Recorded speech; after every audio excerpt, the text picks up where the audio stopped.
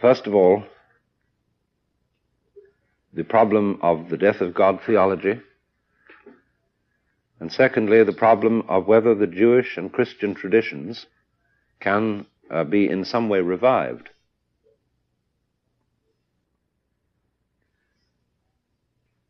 Today, I'm going to talk about the future of religion in the first session from a social point of view, and in this afternoon's session from an individual point of view. And what we are going to look at is a rather strange idea, which Frederick Spiegelberg, who has taught the history of religions at Stanford for many years, calls the religion of no religion. A curious thing that has many aspects to it. He wrote a very interesting book about it years ago, which has unfortunately sort of disappeared from the market.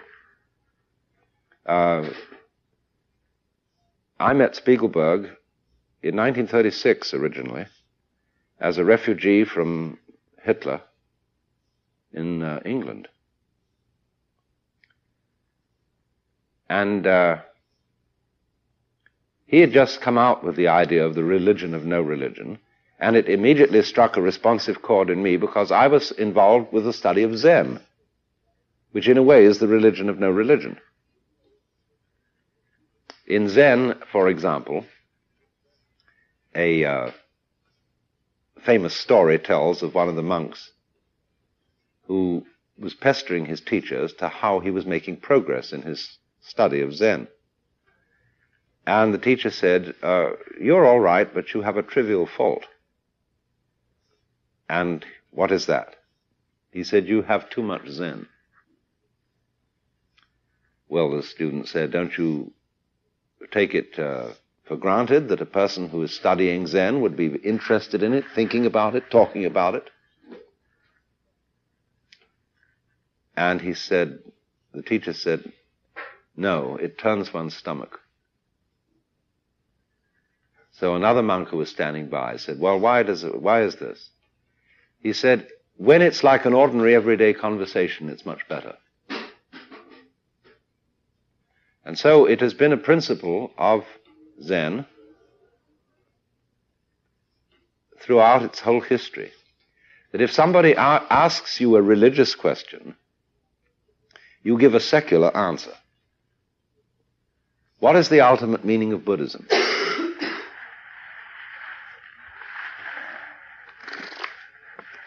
There's enough breeze in this fan to keep me cool. Or if somebody says, "Why do you have a fan?" The answer is, see, that's a secular question. So the answer is, this fan will ascend to the 15th heaven and hit the nose of the presiding deity. The answer is sacred.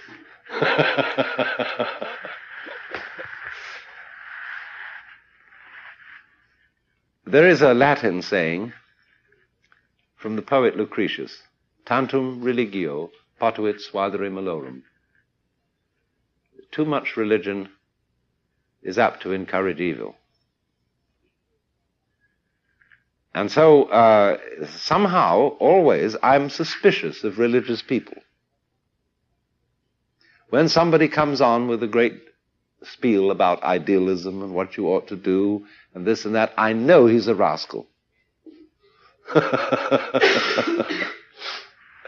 But when I meet somebody who from the very beginning of our association admits that he's a rascal, I feel safer. And that's the reason why when men are friendly with each other, I don't know about women, because that's their private world and I'm not privy to it. But men who are fond of each other call each other's bastards and all sorts of uncomplimentary names. "Hey, you old son of a bitch, how are you doing?" See? That means that we recognize that we have in common something which in Hebrew theology is called the Yetzer Hara. This word in Hebrew means the wayward spirit. And according to Hebrew theology, when God created Adam in the beginning of time, he put in his heart the Yetzer Hara.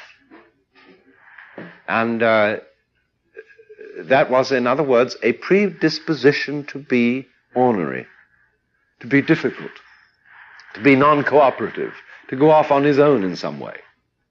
Christians don't admit this. They have no doctrine of the Yetzer Hara, which is why Hebrews have more humor in religion than Christians do. There are some exceptions to this. For example, G.K. Chesterton, a great Catholic, had wonderful humor, and some Catholics have this. But by and large, the Christian religion is serious. But the Hebrew religion has always a slight twinkle to it. If you see a play like The Fiddler on the Roof, the Hebrew can talk to God on a kind of a man-to-man basis. But the Christian is always cowering, fundamentally. Too big a load of guilt because of not admitting, not realizing that it was God himself who was responsible for the waywardness of human nature, for the Yetzer Hara. I call the Yetzer Hara, in English translation, the element of irreducible rascality that is in us all. And Jung spoke of this a great deal when he called, when he addressed himself to the problem of the assimilation of the evil in us. Once upon a time, Jung met a man in whom he could find no human failing whatsoever. And this man seriously disturbed him. He said, I have at last met a genuine saint. And he was so worried that he thought that he should take his own life in order and reform himself. He said, a few days later, I met the man's wife, and never again have I been subject to this temptation. Not because his wife was the sort of person who said, well, you should try and live with my husband.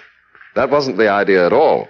It was that his wife contained the saint's shadow side. He drove her to desperation because she had to reflect all the repressed things in her husband. So Jung saw through it and never again was tempted to be a saint. I have a most amusing friend who lives with me here on this boat, the artist Jean Varda. And he is always in danger of being beguiled by saints. Someone comes around who he is sure is a completely saintly person, and then suddenly there's a frightful disillusionment. It always turns out that it wasn't that way at all. So one has to be very suspicious of all pretensions to goodness and to sanctity, because they do not recognize the Yetzer Hara, or the element of irreducible rascality that is in us all. And this then is why preaching, a preached religion, is a failure. The whole lesson of history is that preaching doesn't work. That preaching is really a form of moral violence, of trying to change human conduct by saying, look, if you don't mend your ways, there's going to be a terrible thing happen. Either the police are going to catch you, or hellfire, which is, of course, the celestial police force, is going to catch you, or a dreadful doom is going to occur. You realize that before the Second World War, beginning with Remarque's book, All Quiet on the Western Front, there was an enormous propaganda against war based on the horrors of war. And in Japan, they had innumerable movies taken during the First World War, which was an unbelievably brutal Holocaust, where those British and French generals really sacrificed men Do you know that on the day that the armistice was declared and the victory was announced for the Allied forces, when the commanding officers ordered 3 cheers for His Majesty the King, a great many of the men blew raspberries instead? It was an absolutely inhuman thing. Well, the Japanese had all these very uncensored photographs and movies, but this did not deter the Japanese from trying it themselves. Because horror, the doom, has a fascination for everybody. The same thing, kind of vertigo, which one gets looking over a precipice, the temptation to jump. I know a young man. I did know him. He's dead. He had tried everything. He had tried all possible changes of consciousness, all possible drugs and experiments. And finally, he did something to die. And I am sure I know why. He had to find out what death was about. He'd found out everything else, but he was completely fascinated. And so always, when you paint the picture of doom, and say, this is what's going to happen to you if, you are simply asking for trouble. People will go to their doom. And so the preaching lesson is no good. The only way to change human behavior is to woo instead of preach, to make love instead of threatening disaster, to point out how glorious something could be, and in some way to live it.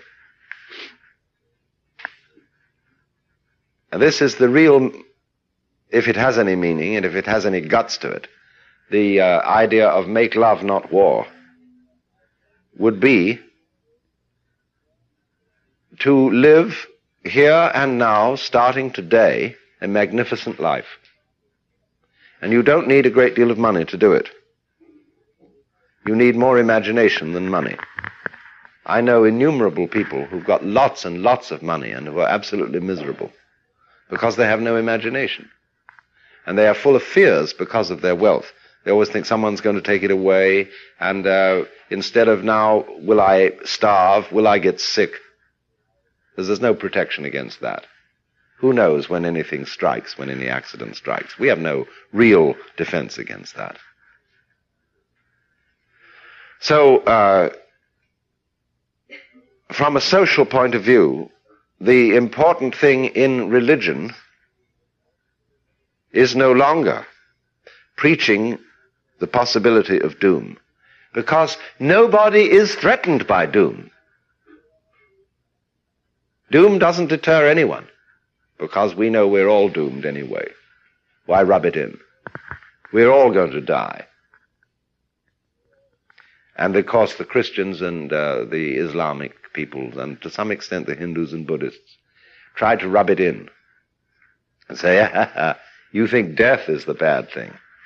Here, you just wait till when you're dead, because we've got eons of time in which you can be tortured in our very special hells. Stop and consider that. Well, everybody read about it. It's just like people think about the atom bomb. Nobody is any more deterred by thinking about that. We're so used to it. And at the same time, it's inconceivable. There's nothing anyone can do about it. There's no way of defending San Francisco against an atomic attack. So, therefore, everybody stops thinking about it, because it's insoluble. So the terror thing does nothing. If anything at all, we would say, okay, let's get it over with, so we don't have to dread this anymore. Push the button and end it. So what is necessary to do instead, and not for any reason that there might be death and hell at last, but to get up the nerve to live the joyous, good life today, using imagination rather than money. And the difficulty for Jews and Christians, in particular, other people have difficulties too, but the difficulty for them is the feeling that if you do presume to live the good life today, you will make the gods mad. It's like saying to people, you may well laugh now, but you just wait. What's going to happen to you?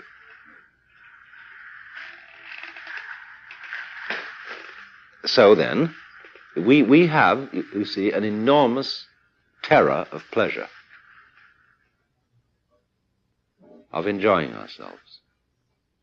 Because when we enjoy ourselves, we feel guilty. We know, if you eat a good dinner, there's an obscure feeling that somebody somewhere is not having a good dinner.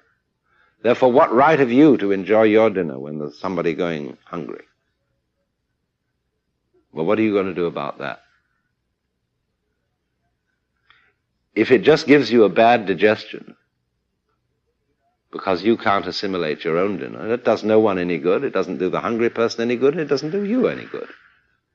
Guilt, in other words, is an absolutely 100% destructive emotion. And one of the real reasons why people don't do anything about the hungry, and something could be done about it, is their guilt hang-up. They'd rather be guilty than practical. It's perfectly possible to abolish starvation throughout the world. If people would spend as much energy doing that as they would do motivated by groundless fears, getting together to cooperate to defend themselves against the unspeakable threat of yellow communism or something like that.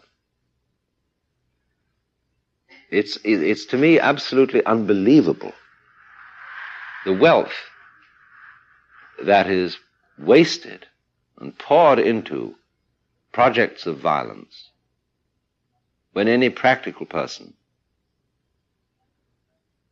would have seen that for half the cost you could have everybody in Asia, all the millions of Chinese, Vietnamese, Hindus, living a nice, prosperous life for half the cost of what it is taking to defend ourselves against the alleged menace. But it is curious, you see, that people will be united for reasons of terror, and not for reasons of love. And yet, the union, the associations they form to defend themselves against an alleged terror are in the end always and invariably destructive. They solve nothing and build up massive historical hatreds. So,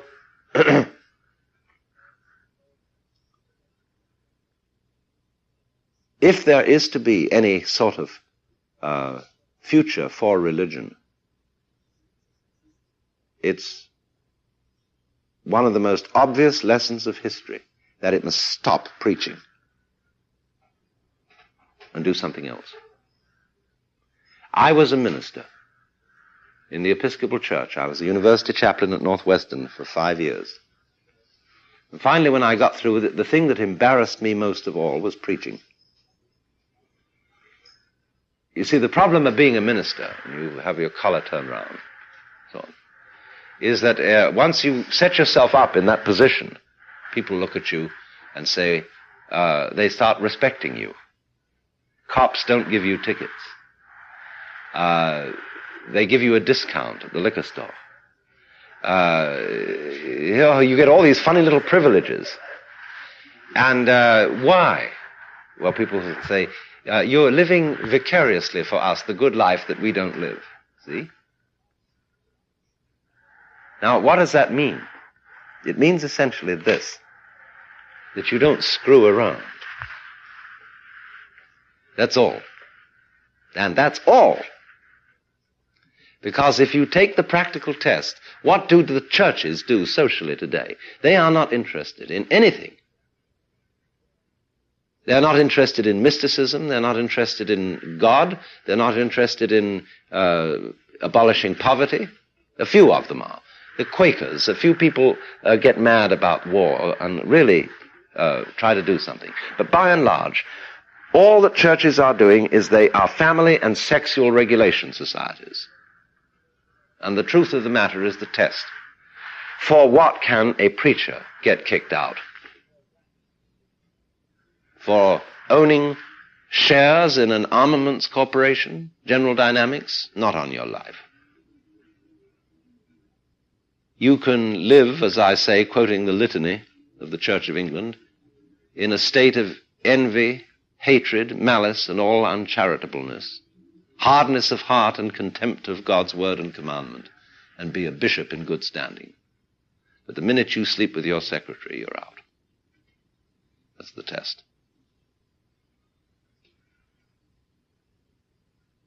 And after all, even sleeping with somebody in an irregular way is a loving thing to do. It's not a hateful thing to do. It's an action of affection. However, whatever rationalization you may bring forth to show that it shouldn't be done, Jesus certainly regarded it as one of the minor sins and was far more angered by the money changers in the courts of the temple than he was about the woman taken in the sin of adultery. And yet this is magnified. This is the thing. So this whole position of a religion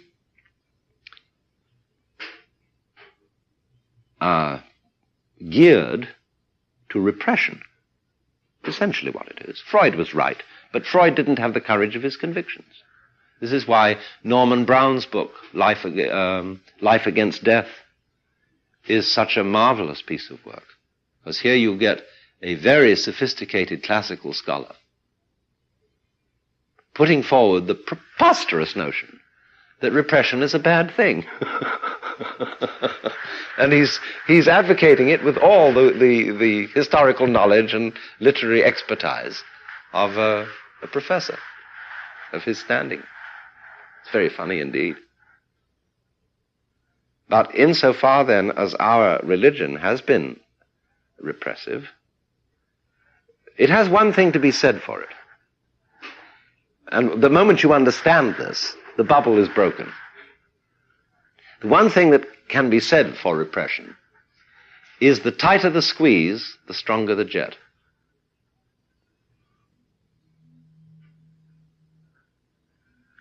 And so, in a way, sex has been made more exciting by making it forbidden.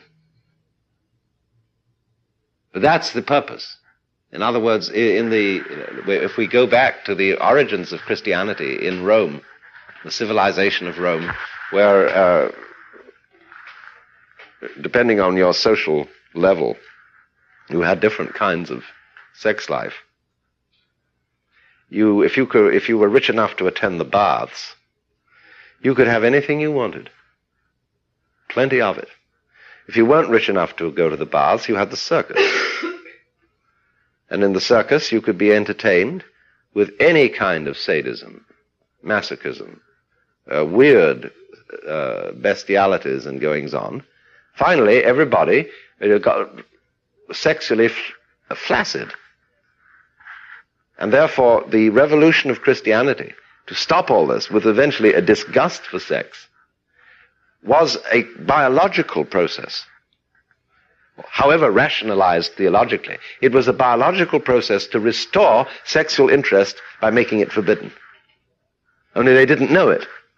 But once you see that, you see, you can see what Christianity did, what its function was, but also you can see that it went too far.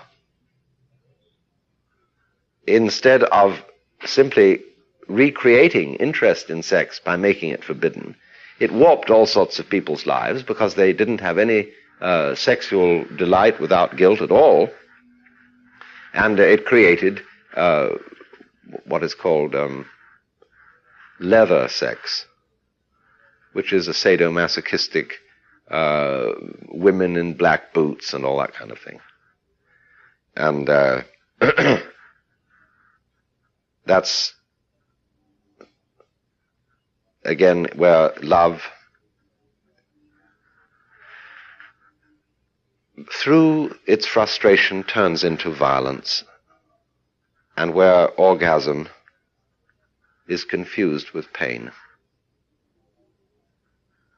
There's always that possibility, you see, of our getting our wires crossed. For example, many people who've got their wires crossed in their heads, when they see something that excites sexual excitement, they feel the emotion or the sensation of disgust, because they can't distinguish the nauseating feeling of I want to vomit. They can't clearly distinguish that from the orgiastic feeling of I want to convulse. They've got their wires crossed. So they feel disgust when they should be feeling lust. That's what we call being mixed up.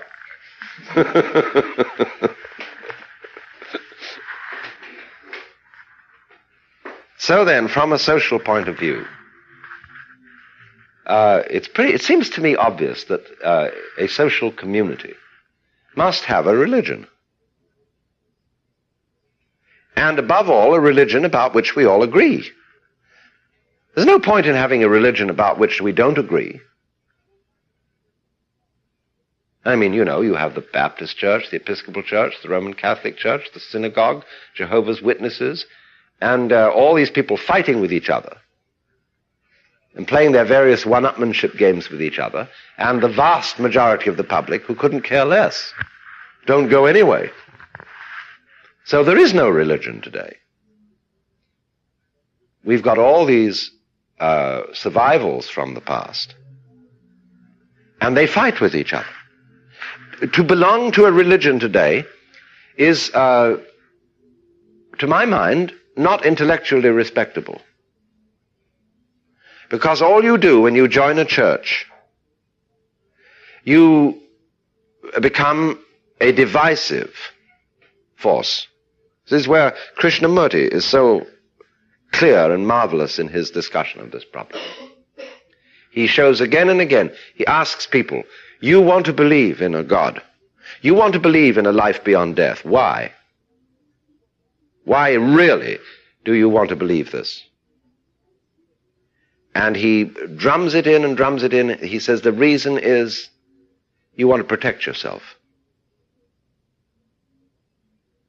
And so long as you're trying to protect yourself, you have put up a shell between you and everything you define as not being you. And for this reason, then, all your beliefs are simply sources of strife and disharmony. And then he puts himself in a very odd position, because you can't be a disciple of Krishnamurti. You can't join anything. He has no organization. And so he's surrounded with non-disciples.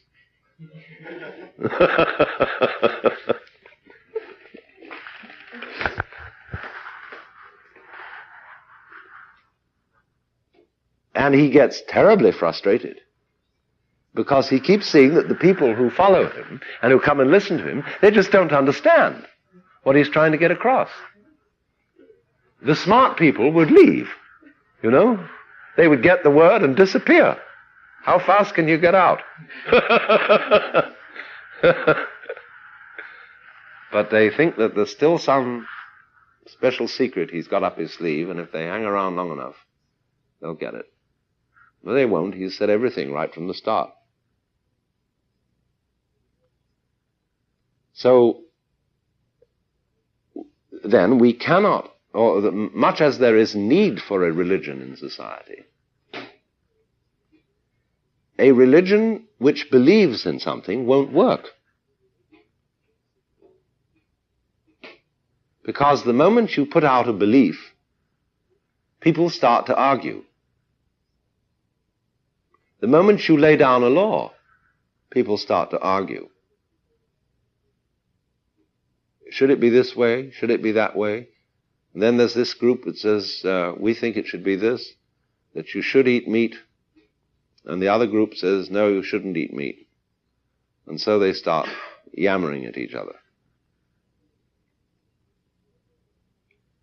So there is a possibility then that there could be an entirely different basis of religion. Let's think of some things that we agree about and don't argue about. There's a pretty close agreement among people living in the United States of whatever racial origin to speak the English language, because no one enforces it. People don't go around saying, you will be damned forever if you split an infinitive, or if you use the word baluka instead of cup. Nobody fights about that. Therefore, more or less everybody agrees to talk English. It's convenient. Another thing that we don't fight much about is music. There are indeed some parties in music. There are people, the classical people, there are the rock people, there are the jazz people, there are the barbershop quartet people.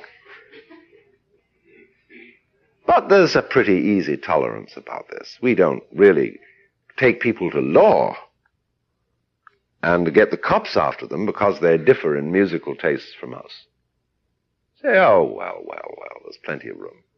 Now, music is something, therefore, about which people can unite with no argument. What is there to argue about? You just get with it and you swing. So then, this indicates to me that the only possibly harmonious religion for mankind could be one which has in it no ideology. It would have no doctrines. So there would be nothing to argue about. In the principle of Zen is always, of course, instead of theorizing about what is the nature of the universe, to point directly and say, if you want to understand, see into it directly. In other words, here I am talking. Anyway, look into the nature of life without thinking. And see for yourself that when you don't think, you don't make any division between yourself and the rest of the world. You cannot point to the distinction between your 5 fingers. You can't lay your finger on the difference between your fingers. And in the same way, you cannot touch the difference between yourself and someone else. The difference is a concept, a propriety, a churlish propriety at that. This is mine, this is yours. Yeah. But when you stop the theorizing, you stop the thinking, then you don't divide. Then the world is what Buddhists call in its state of suchness, just like that. So then, it is for this reason that if there were to be a religion about which people could really unite, it would have to have no doctrine, no law that is put in words. But people could unite around what we might at the moment call a nonsense religion. I call it hum, H-U-M, which is the religion that is starting, has no hierarchy. Nobody's in charge. There are no officers, no organization. It has no doctrine. It doesn't say any words that mean anything. It has only music and ritual. Because people like to get together and dance. According to the Hindus, the whole universe is the dance of the Godhead. So join in, get with it. And so this is what we need. In American life in particular, we don't have any joyous social assemblage. Figure that. We don't. You may occasionally go to a night spot at a price to dance on a small, little tiny floor, and this is really not much fun. There is no dancing in the streets. Why, it would be considered somehow subversive. There is no pageantry except occasional military pageantry on the 4th of July.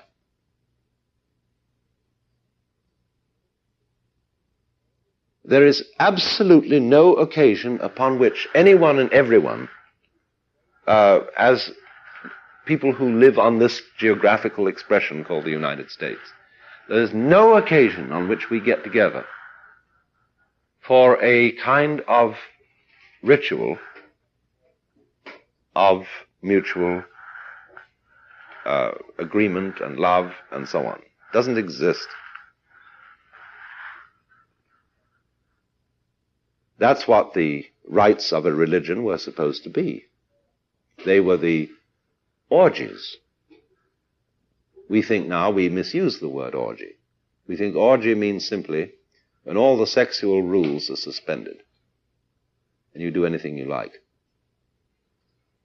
That's because we've made such a big repression out of sex. The real meaning of the orgy, it goes back to the idea that God created the world in 6 days and then took the 7th day off. That's the holiday, which means holy day. So we have the Sabbath for the Jews and the Sunday for the Christians.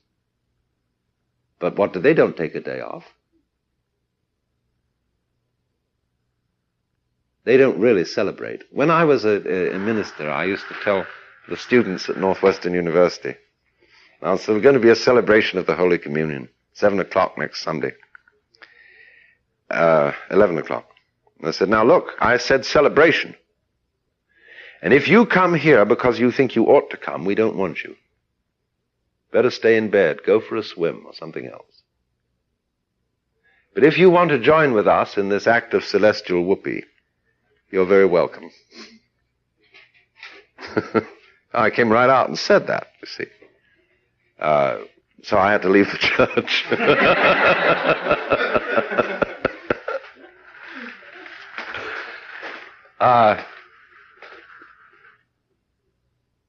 This is the essential thing that we lack. We just don't have this social institution. And it's, we would find each other out. For example, let me tell you this story. There was once a retreat meeting for Christians of many different denominations for a discussion of how they could get together. Well, the first time they held this meeting, they talked and they all argued. And it was nothing came of it. So they decided to do it different the next way. They would spend the first day of the conference in total silence, which they did. And then the following meeting, they really got to understand each other. Because they associated together in a non-verbal, non-discursive way to begin with no ideology, no theories. And then they could at last see each other as living human beings and expressions of the divine nature, etc., etc., and know it instead of merely think it. So what we should do, if we want to get together the various discordant religions and races and whatsoever, is suspend all discussions.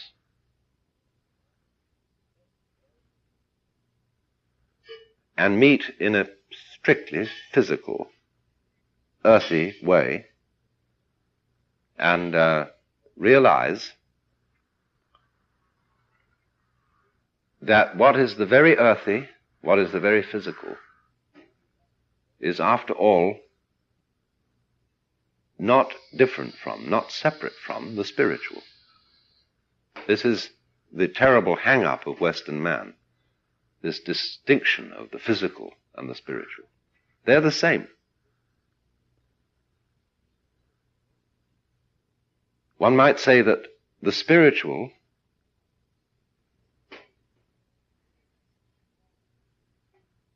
is more concrete than matter.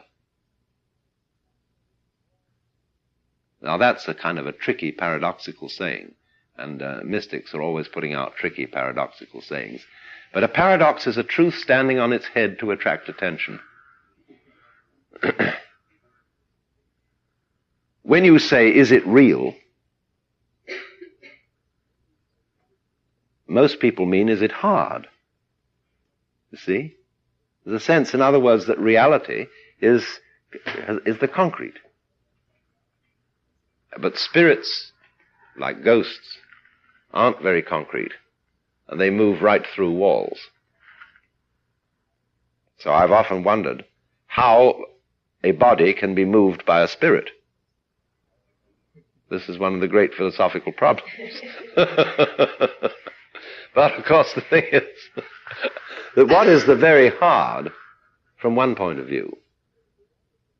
Why is matter hard? Because it's moving so fast. When you get an airplane propeller going, you can't put your finger through it. It resists you more solidly than a wall of granite. At least you can lean on the wall of granite. You sure can't lean on an airplane propeller. It'll knock you to bits. But let's get that propeller going still faster. Much faster. Why? It doesn't even have time to cut you. It becomes a wall of granite. You can't get through it. So all matter is in such tremendously fast agitation that when you lean on it, it's hard. But that's because it's so alive. It's going so fast. So energy and matter, the more energy, the more matter. The more spirit, the more matter. They come to the same thing. So the thing is that when we realize this, when we stop our thoughts and stop our ideas and come to it without thinking, we have a basis for agreement. We will never agree so long as we talk. That's why talking never leads to any conclusions. People sit around. You know, you always remember how to spell committee. 2 M's, 2 T's, and 2 E's, because they always discuss everything at least twice. And it's interminable. Now, there are 2 ways out, you see, of this dilemma. On the one hand, you can say, all right, the talking is over. Let's fight. Because we are so frustrated and we are so sick of this argument that the only thing is to hit people. But nobody ever suggested the other alternative. When talking comes to an end, let's make love. Might work.